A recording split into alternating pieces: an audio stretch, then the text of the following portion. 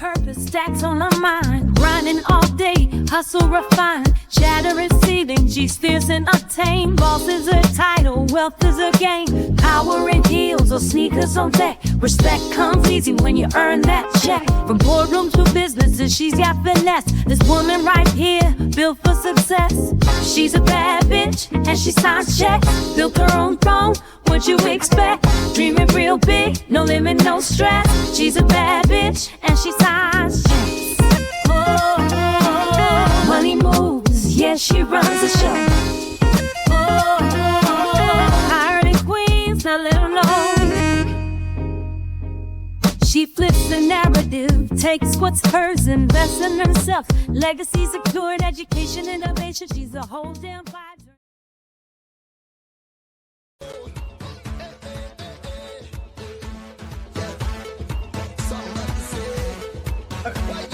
So this is my first rodeo calypso song in my chair. Louder, we gotta get this moving in the This is calypso, you gotta have to play it loud. Hello, confidant.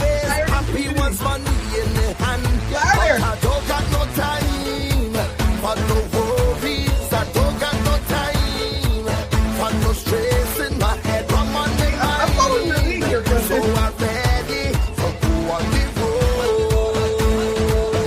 road. I come out to live my life.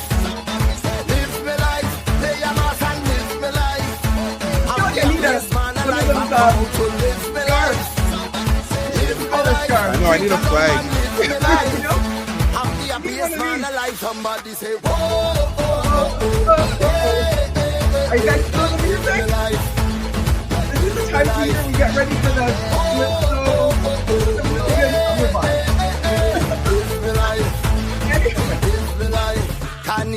Welcome to the Hiring Women Podcast. When girls come out to wine, festival, so that women can make financial contributions and live the life they So, hope you're jamming with me and you're ready for the summer season. We were just talking about how not so great the weather has been in the city of Toronto, but maybe it'll get more consistent. But right now, we're listening to the sounds of Marcel Montano. Am I saying that right? And the song is Happiest Man Alive. And it's a perfect vibe for today's celebration of fatherhood, joy, family legacy. And it's, one of the things I love about the show is just connecting music with whatever we're going to discuss. And this is the Hiring Women Podcast again, and I'm your host, Jackie Porter. And honestly, today we're flipping the script in honor of Father's Day. This is why I've played some, the song. This show is all about having pro-female singers, and it's a pro-female vibe. But, it is going to be Father's Day this weekend. And it just seemed fitting because we have a guest of honor for Father's Day. And, obviously, of course, the show is about financially savvy women out there raising families and building wealth and shaping legacies. And because we have the special guest, we want to also celebrate the men doing the work right alongside them. So I'm so thrilled to have Clifton Corbin join us today. He's a stay-at-home dad, financial literacy educator, and the author of, I see you have it back there, Clifton, Your Kids, Their Money. Clifton has dedicated his career to helping families create intergenerational wealth, not just through smart investing, but also just through open conversations and intentional values. I just love what you stand for, Clifton. Welcome to the show, and thanks for jamming with me. This is my first, I actually feel like this is my very first calypso song dancing to on my chair. So yeah, thanks for giving me that experience. It's really great to have you here. Thank you so much for having me. I really appreciate you inviting me on. I know I am not your typical guest, so it means even that much more to me that you would invite me onto your show. So thank you. Honestly, you're special. So you know what? Let's dive in because I feel like, we're talking about, like, I don't normally have men on the show, but, the show's about bringing vibes and celebrating, honestly, the people who are like you, just really helping, supporting a woman that is out there right alongside with you, just trying to create that life for you and your family, right? So I just think it's amazing that you decided to become a stay-at-home dad. I'd love to know what led you to make the pivot, Sure. and really how that led to you teaching financial literacy as well. That's clearly a passion of yours, Oh, especially. very much so. So yeah, it's kind of two different stories. So the story Oh, of really? me staying home with my kids, that was definitely a joint decision between my wife, my partner, and myself. We both had a parent stay home with us when we were younger, and that's something we wanted for our family. When we started talking about having a family, it's something we started talking about early, and we often joke how it was kind of a race to the bottom when we were both working. It was like, well, the person who's making the least amount of money when we have kids, that's the person who will stay home. So, you take the raise. No, no, no, you take a raise. So we joked around, but we kind of always knew that it would probably be me being the stay-at-home parent, just because that corporate world never fit me. It was never something that I really strived for. It was never something that ever felt very natural. I'm more of an entrepreneur, so I knew in my heart that if I stayed at home once the kids started going to school and I had some time during the day, I'd be able to come up with something to do to, bring in a little extra income and do something else in addition to just being home with the kids. Not that there's anything wrong with just being home with the kids, but I also have that drive to do and create and support. So my background is in business and project management. So right away, it was always going to be something that I was going to do when I stayed home. Now, with regards to the advocating for financial literacy, that comes from further back in my life. So when I went off to university, I'll step back even a little further. Okay. When I was Excited to younger, hear when I more. was a little one, I was a money nerd. Like I couldn't learn enough about money. I just, early jobs, I had them all, like the paper route, the lemonade stand. My dad had a mechanic shop. So I would buy oil wholesale and sell it retail. So I, from a very early age, was How young were you when you were buying oil and selling it, 10, going 11. wholesale to retail? That's Yeah, crazy. maybe 10, 11 years old, maybe 12, a little bit older, like from an early age. Like, again, acquiring money and using money was something I was just fascinated by. I was always interested in it. And I was lucky in that both my parents, who are both from Trinidad, which is why I had to start with Thoka. Okay, all right. So You're getting it really going now. back to your So roots both here. of them are, Yeah. I'm a first generation Canadian. So I was very lucky in that both of them were always willing to have the conversations. Like if I asked them, like, how much money do you make? They would show me a pay stub, which I know is like, it's mind blowing, right? Like a lot of parents are afraid to talk about That's money, and my parents so were always foreign, willing. especially growing up in the 70s. Oh, it's That's great. so foreign. No, Yeah, no, no. That's just the kind of secret you don't reveal, you even to don't, and family that's members, kind of what I even advocate to the your most. children. So yeah, So I was very lucky. I had that you are. as a background. And then I went off to university and I got my first credit card. And then I got my second credit card. And I was like, oh, this is free money.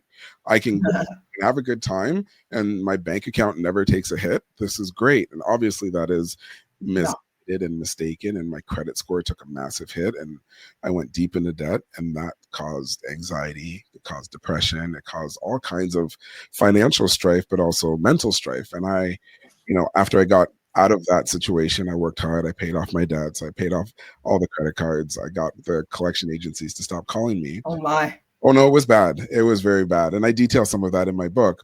But after I got all that taken care of, I was like, okay, well, how did that happen? Like I thought I knew about money, and yet here I am struggling with this debt, struggling with my money, and I left university financially worse off than I went into university. I'm like, that doesn't make sense. So when I tried to take stock of that and tried to figure out, well, what just happened, I realized as much as my parents were willing to talk to me about money, we only ever had two conversations. We had the earn, we had the save, and that's where it ended. We never got Mm, into investing, wealth creation. We never got into insurance and protecting your valuables and your income and your assets. We didn't get into managing debt. Like those conversations just never happened. And I don't think it was that my parents wouldn't be willing to have those conversations. It's just they didn't know that that's something they should even bring up. Like it just never came up, so they didn't talk about it. And then some of it, again, as first generation Canadians, like when I talked to my dad about investing, he was like, I don't do it. Like it wasn't something that he was familiar with. And that conversation happened like in the last 10, 15 years. So it just didn't have, like, it wasn't something that came up. So I was like, okay, well, if someone like myself who is curious about money, who is interested in money, can go through all these financial strife, I need to do something to help this next generation avoid some of those mistakes that I went through. And what I think could help is just more parents having conversations. I couldn't agree with you more. And I also think a part of it is, you were talking about your parents did their best in terms of talking to you about showing you their paycheck, being transparent about Very money transparent. in Yes. that respect, and also, encouraging you to save. But that generation in particular did not talk about, you know, um, anything else because they didn't know anything else. And ultimately, that was a generation that also knew how to work hard. And that was Mhm.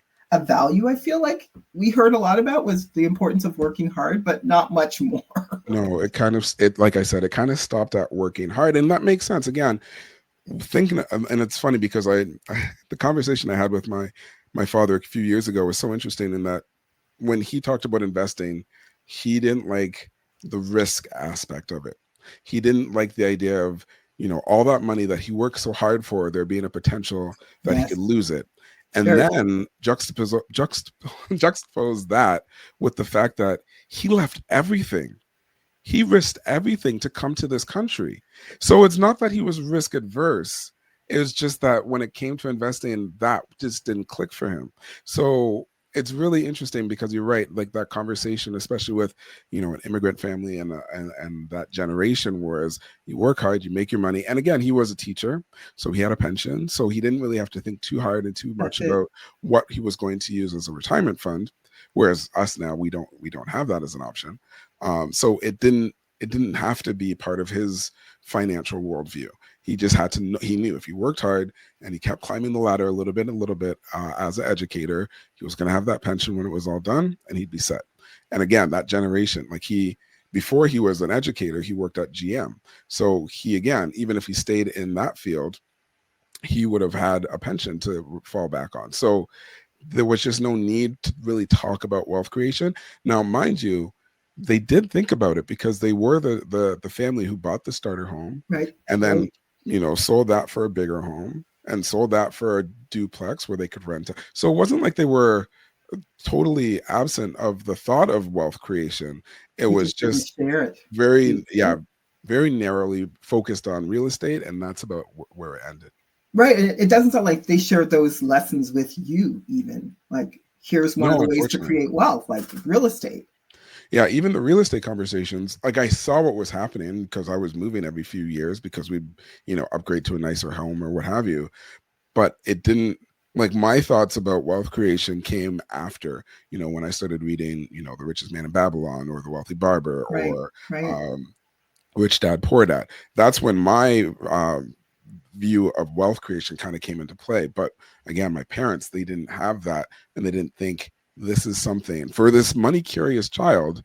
This isn't something we need to talk to him about, which is unfortunate, which is again why I advocate so strongly for parents to have that fulsome conversation with their kids. Well, tell me this. How do you suggest that parents, especially, high earning women, like these women have means, Mhm. how do you suggest that they integrate just even financial values and lessons into everyday parenting? Because I don't think things have changed that much, even though there's so much more wealth of information out there. I think just talking to clients, they're no less intimidated Right. of having conversations with their children.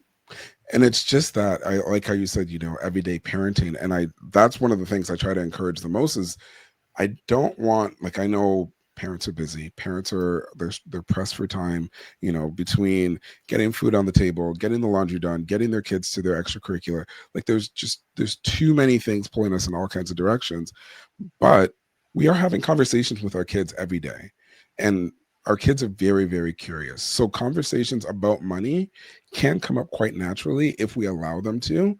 And then my ask is that you then have those conversations honestly with intent and then just let those conversations flow. So, you're at the grocery store, you're talking about sales. You're talking about tariffs.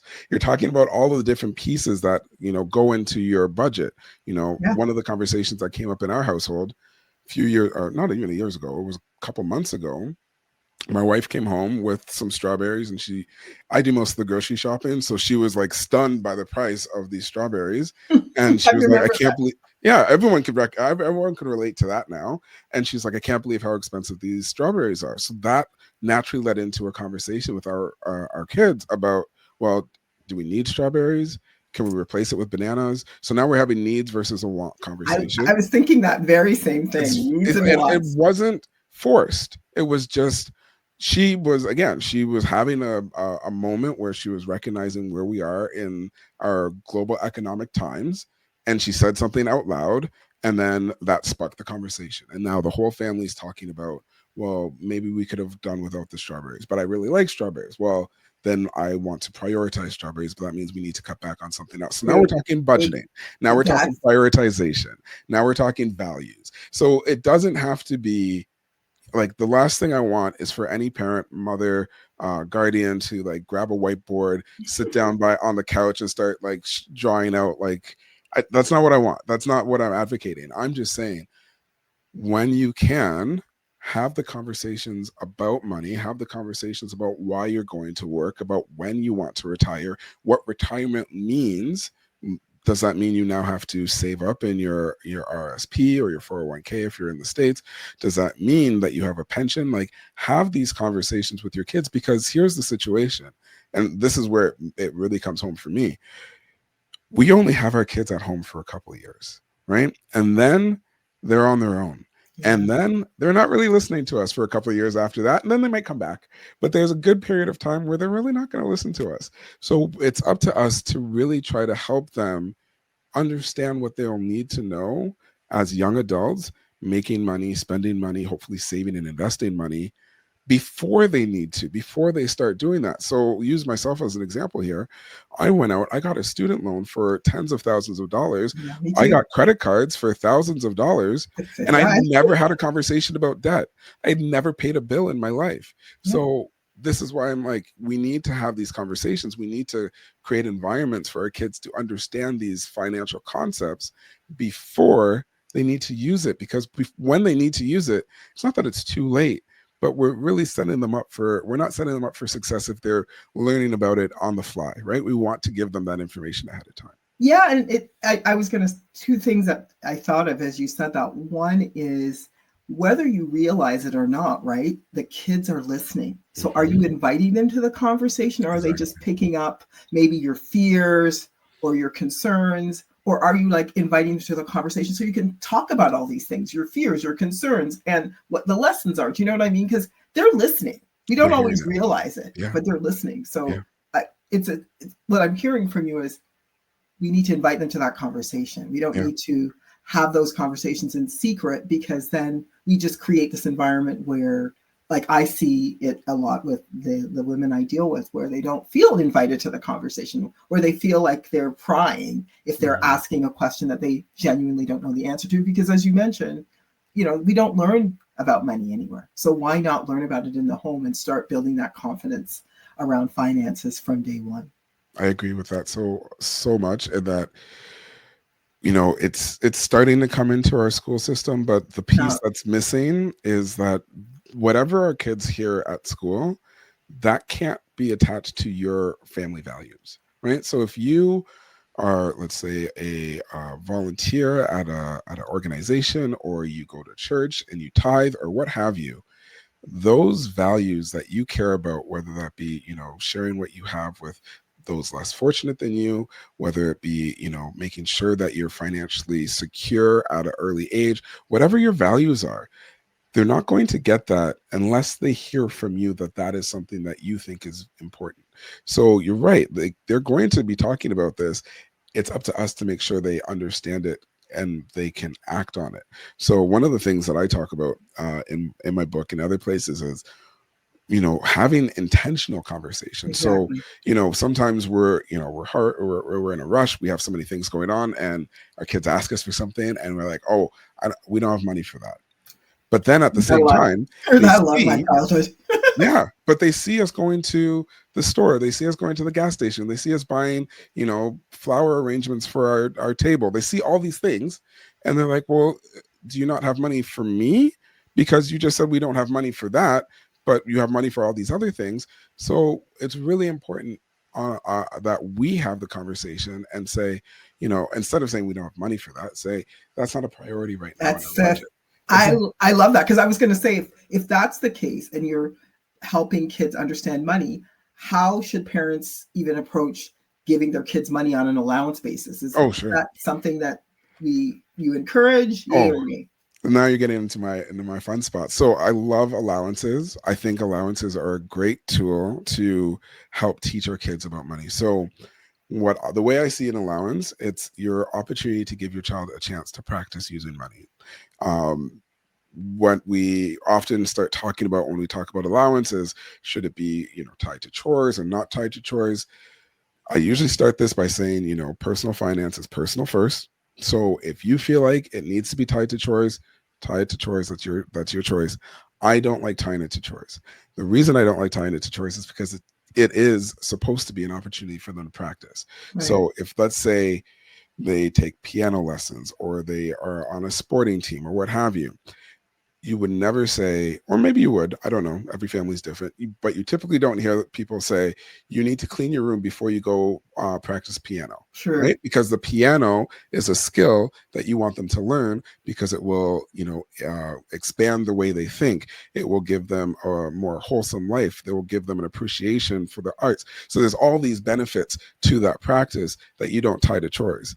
And it's the same for money. If you're using money and you're using allowance specifically as an opportunity to give them chances to practice saving or investing or donating or transacting, if you tie it to chores, you can lose that opportunity if they don't do the chore. So I often call it the chore, the allowance for chore trap, because if they don't do the chore, they don't get the allowance. Now the chore is not done.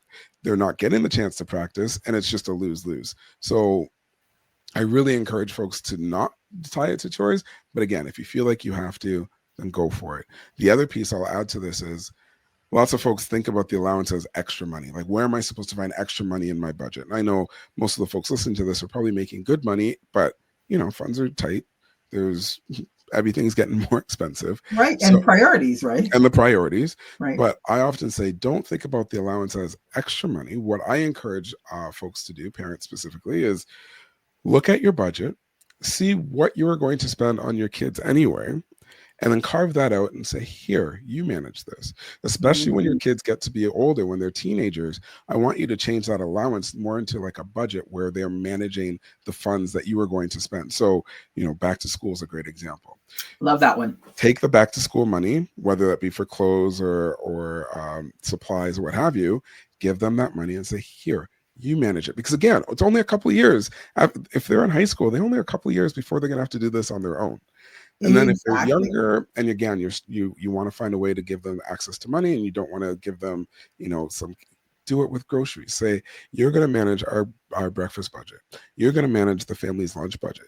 And again, you're giving them chance, you're empowering them, and you're giving them an opportunity to practice. And then if they're able to save a couple of dollars because they buy the knockoff brand, bonus, let them keep that and let them use that for whatever they want. So I really want to encourage parents to find opportunities to give their children a chance to practice, because again, the more they learn, the more they understand, the more they can do before they need it, the more, better. Exactly. Well, I have two follow-up questions, but a funny story to share about that. Another advisor I work with, he had his daughter on his phone plan, and he was paying for the phone plan, but he had his daughter on it, and she was all of a sudden, all of the data, she wanted all these extra data. He kept seeing his phone bill go up because she was putting extra data on it, all these additional things on his plan, that they kept having these challenging conversations, shall we say, about it. And then he just got fed up, and she got fed up, and she basically said, Dad, and she was a teenager, I have a part-time job. I'll take care of my own phone plan. Perfect. Wonderful. So all of a sudden, because he was still getting the bill, all of the data plans, it went to the most basic data plan. Because and he said to her, he's like, Carmela, you should be more generous with yourself. All of a sudden you're on the basic plan? Like the basic plan? Really? Can't you afford to be a bit more generous to yourself? And he was having fun with her, but was worried about needs and wants. Exactly. So I'd love to know, because that just happened to work out. But what are some mistakes that you often see parents make when they're trying to teach their kids about money? And Well, you're it's often that. It's often the not giving them a chance to make mistakes. Like that's the big one for me mm, because so I'll give a brief story. This was when my son was much younger. I remember he had gotten I don't know if it was from an allowance or something, but he had some cash. He had an actual bill. And I remember I've had at the time I had multiple conversations with him. I was like, you need to keep your money safe. You need to keep your money secure. And he was not doing that. He wasn't doing it. And I'm like, okay, I know as parents who have had life experience, we are fortune seers. We know what's going to happen. I yes, knew he was going to lose this money. I knew the sadness that that would cause, but I also knew until that happened, the behavior was not going to change. And that's exactly how it played out. He oh lost the money. no, He was so sad. oh And since then, no, he's much more, he's much older now, but he's much more careful with the money that he has. But it's just that we need to give our children a chance to make the mistakes because it's in those mistakes that they learn. But if we could do it when they're home, the gravity of the impact of those mistakes is way smaller, right? So, when I didn't pay off my credit card bill, that ruined my credit score.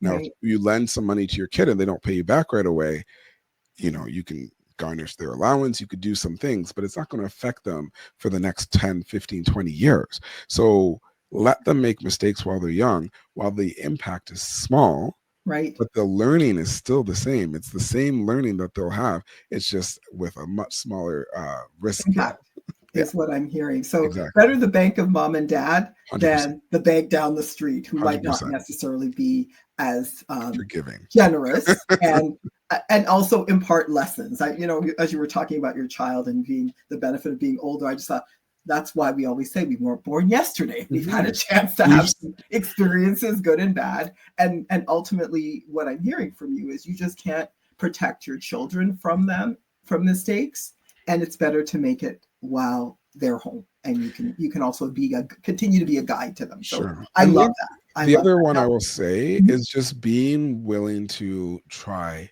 few things. Like don't assume that because it worked this one's a big one. Don't assume that it because it worked for your one child or it worked for you that it will work for your other child or it will work for any of your kids. So a great example, I'll use my daughter here. So for my son, we did the 3 jars, it worked great. Perfect, no problem. The save, the give, right, and the spend. That right, worked really well. For my daughter, it didn't work. That's never worked. She wants to either spend right away or she's just so generous and so giving. She just wants to give it away. So we've gone to long-term savings and then whatever you want. You can call it spend, you can call it right, whatever.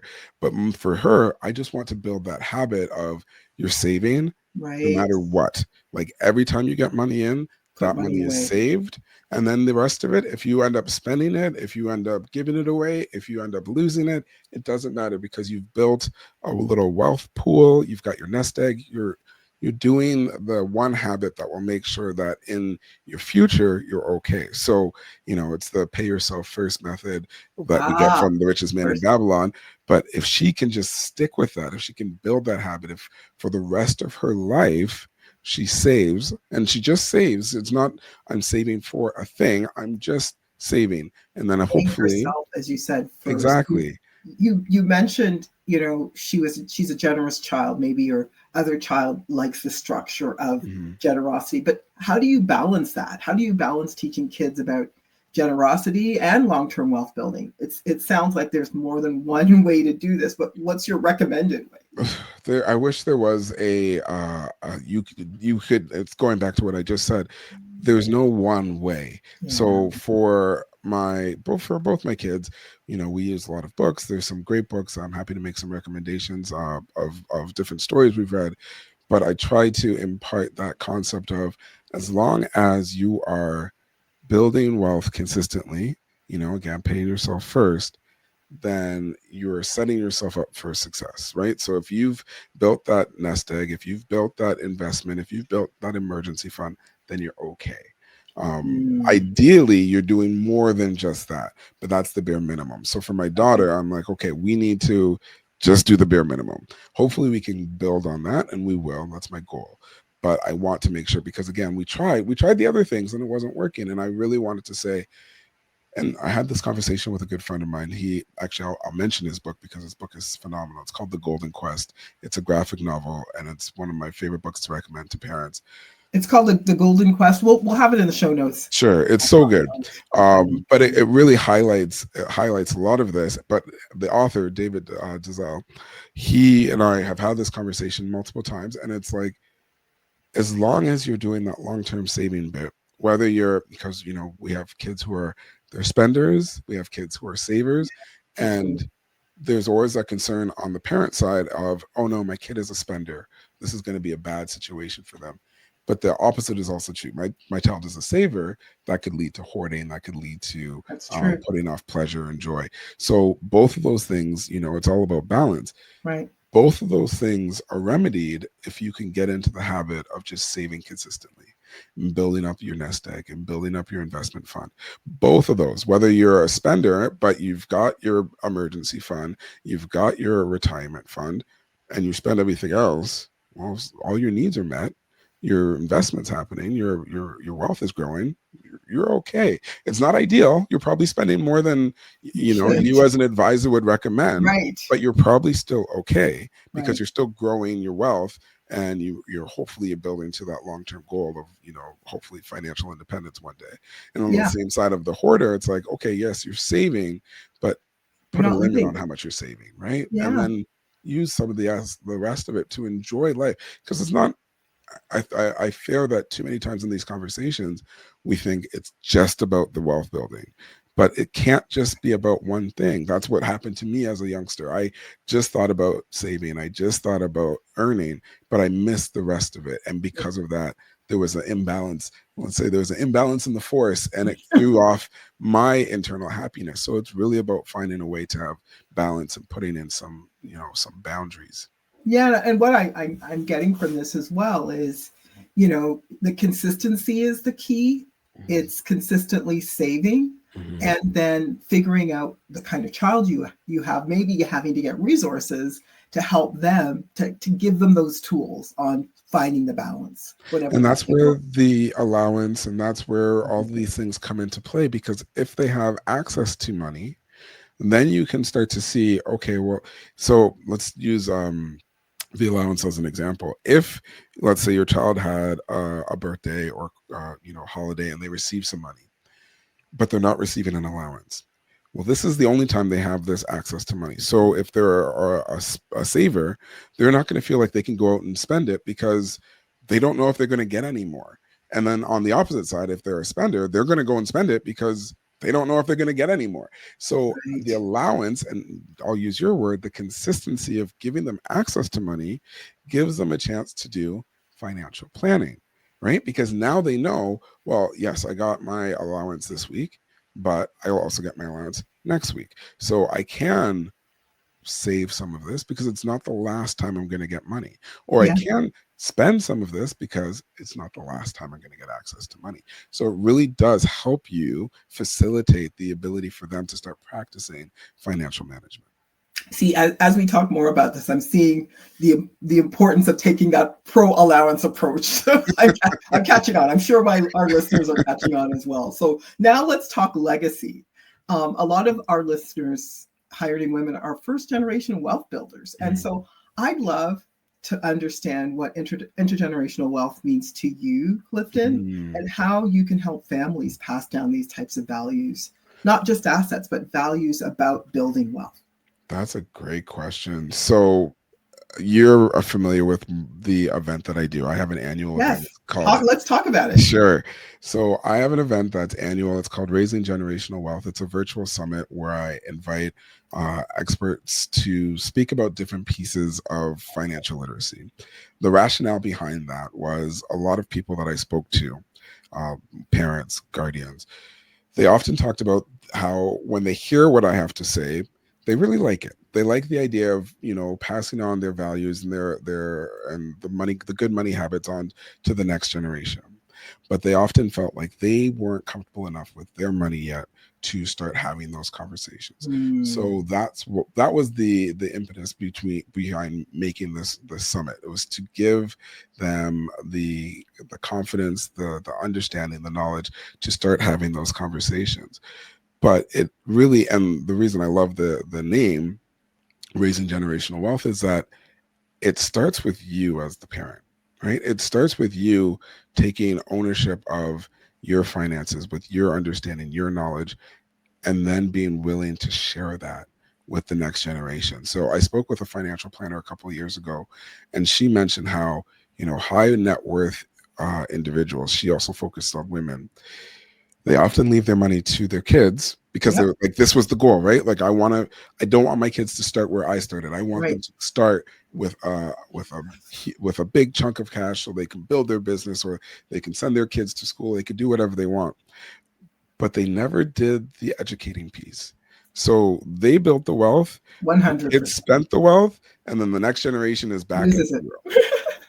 One builds it, one spends it, the next loses it. That's so. I've mentioned The Richest Man in Babylon a few times, and it's a story. There's actually a story in The Richest Man in Babylon that talks about this, and it's the question was, well, how did my grandfather make all this money? I wish you would tell me. And the answer is, well, I could tell you, but you need to learn. You also need to be able to do what your grandfather did. So as a wealth builder, especially if you're a first generation wealth builder, the goal can't just be building wealth. The goal has to be building wealth and educating the next generations on how you've built your wealth, on what your hope and your goal was with this wealth. So if you've built all this wealth and you just hand it off without ever having these conversations that we're talking about, without having conversations. So I'm going to go back even a step and give another story about my life. So a few years ago, and I think I mentioned this to you when we first met.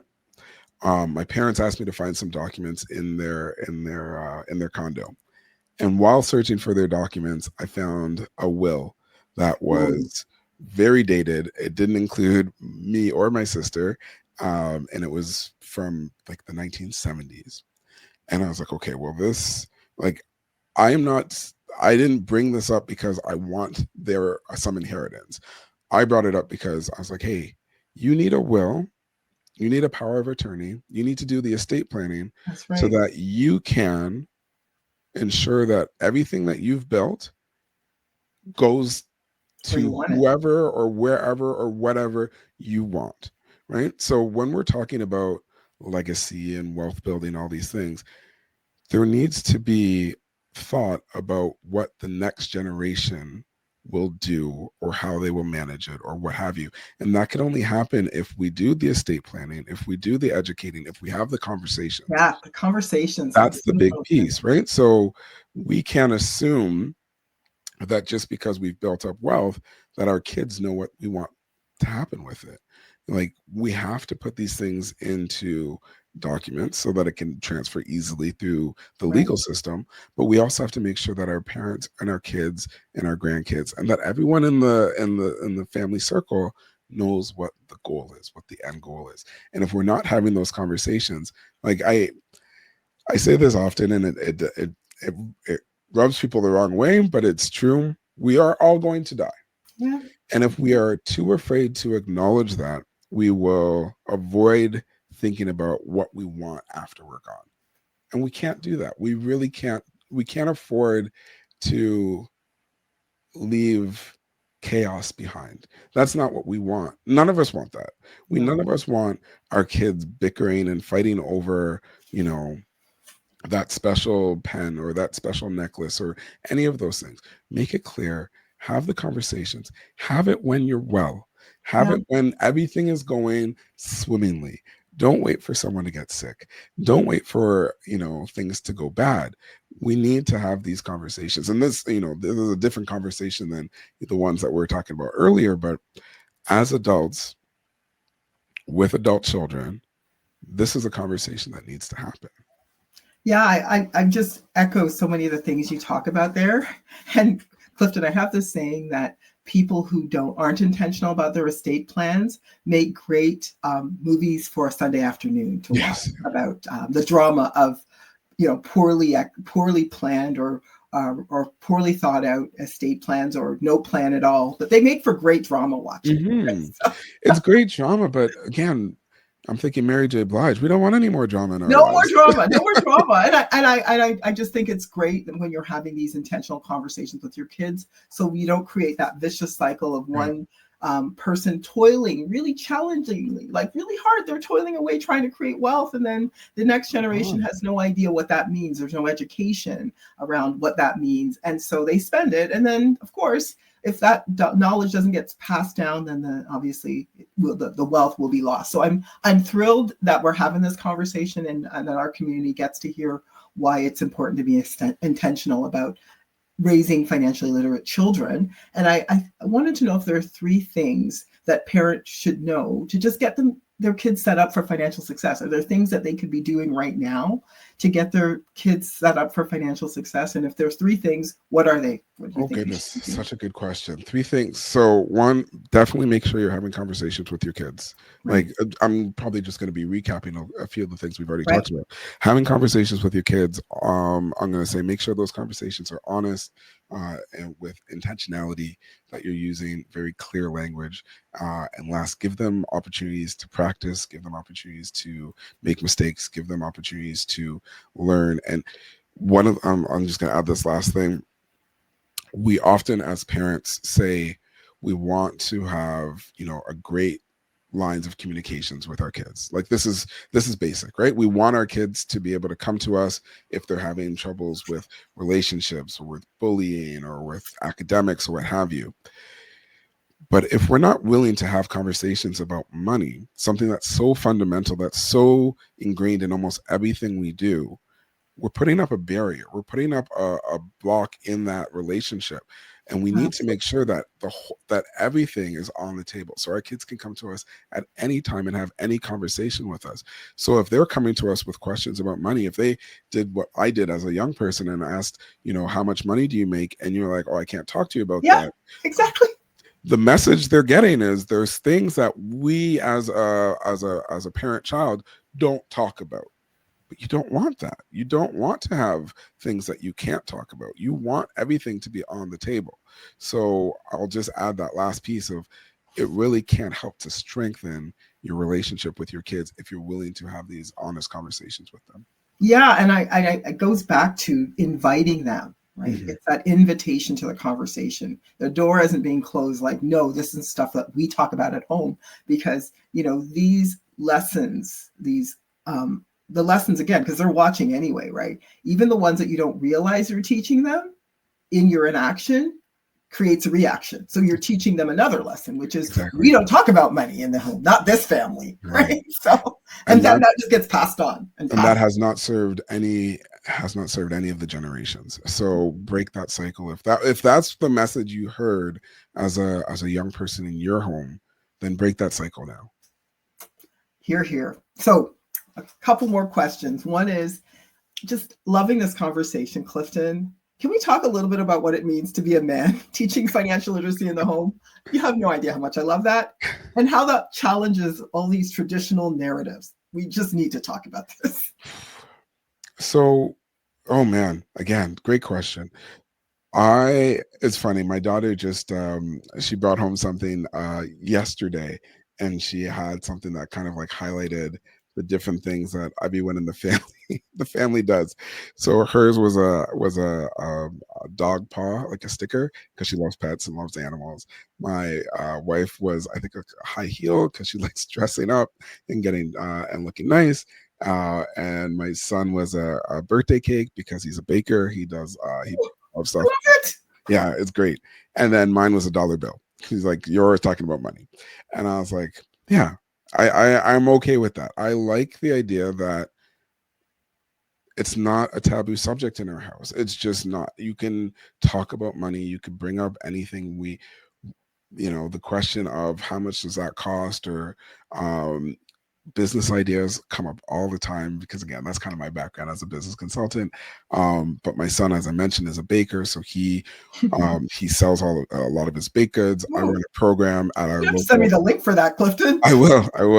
I run a program at my local farmers market, where kids from our neighborhood can come and sell products. It's a kidpreneur program. Ooh. So I don't know. For me, it's never been It's never been a thing. I'll acknowledge that when I first started this journey and I had to talk about my financial problems in my young adulthood, that was hard. That was a piece of vulnerability that I struggled with for a long time. I probably would have been advocating for this a lot sooner, but it took me a long time to get to the point where I realized I needed to acknowledge and be vulnerable to actually connect and relate to people. Brene Brown, Daring Love that Greatly, book. so good. Like I attribute a lot of what I am able to do because of that book. I was like, okay, this is, if I really want to do this, I can't come at this subject with the purview of I know all of the things, I've done it all right for my whole life, just listen to me. No, that's one, it's not true, and two, why would anyone want to listen to that person? But for me it was like, okay, so it's like, okay, I need to acknowledge that I've made mistakes and that I've learned from those mistakes, and now I'm trying to help other people avoid those mistakes. So yeah, and being a stay-at-home dad, there's definitely, I've talked to other stay-at-home dads, it's there's so many pluses from it, like getting to be home with my kids when they get home from school, and just supporting them through all of their ups and downs and trials and tribulations. And my wife's career would not have been able to do what it's done, because like a couple weeks ago she had to take a trip to Montreal. All good. She booked the trip. She did all the things. And then she's like, oh, I probably should have talked to you about this first. But she didn't need to. She knows I'm here. I'm the one who's here. So there's been multiple times in her career trajectory that she's been able to take opportunities that she wouldn't have been able to do otherwise if I was still working. So, there's a lot to it, but you're a team, right? Yeah, and it's 100% that. I'm just wondering if you have any brothers or other men that that you think are your clone out there that I could be passing out their information to all the lovely single ladies I know. Because honestly, Clifton, seriously, lots of women need to find a teammate, especially high-earning women like yourself who get it, who figures out what it looks like to be a team. Crazy. Well, I have some firing round questions. I'm going to quickly go through this. So one-word answers. Favorite money memory as a kid? Love to know. Okay. Or not one word, but I missed your question. Favorite money memory as a kid? Oh, sorry, I didn't hear your question. Oh, funny. So, what's your favorite money memory as a child? Oh, what's my favorite money memory? Oh gosh, let me think about that for a moment. My favorite money memory. Oh, I'm gonna need a minute to think about that. That's a great question. My favorite money memory. It would have been when I was younger, when I was all those jobs that I built, that I had. Those would probably be the one. I'm gonna say, like, I'm still thinking of the gas one, the wholesale. But anyways, I should let that go. Okay, best investment you've ever made, besides your kids, obviously. It's my wife. Oh, love it. Look, bonus point on. It's simple, and like none of where I would be right now if it wasn't for her. She we all know that having a partner and staying with important investment you could make too is picking the right partner, right? Exactly that. One book you wish every family should read? Richest Man in Babylon. Richest Man in Babylon. Yeah. Okay. I don't know if I told you how my son and I we edited that book, so that's a huge one. Okay. Yeah. That's so cool. I tried reading it to my son, and he was like, "I don't understand what you're saying." So it's a really old book. So the copyright had run out. So between he and I, we wrote it together. I'm gonna have to read it again now. Okay, that's actually a really cool thing. All right. Yeah. Final question. Sure. Wealth equals what for you? Wealth equals calm. I agree. Calm, peace. I agree. Clifton, thank you so much for being a voice for intentional parenting and financial clarity. I just really appreciate today. I appreciate all of the inspiration you've given to high-earning women, fathers. And I just wanted to say to the high-earning community, to all the dads and the women raising future dads, that's really important too. Thank you for showing up, growing up, and giving your families the greatest gift, which is wisdom.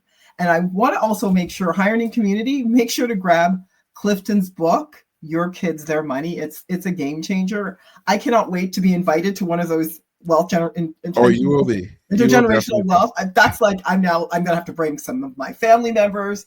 And if you loved today's episode, share it with a fellow parent, leave us a review and subscribe for more real conversations about building a life and legacy on your terms. And I also just wanted to say for all of the listeners here, please feel free to reach out to us if you're struggling with having real conversations with your children about money, or you're trying to figure out how to build your own estate plan. Thank you again for tuning in to the financial podcast about high earning women. I just want you to take away today, it's all about owning, of course, your own money, owning your power, and living the life you truly deserve.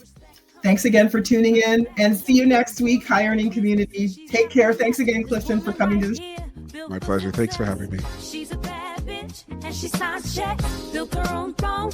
What you expect? Dreaming real big.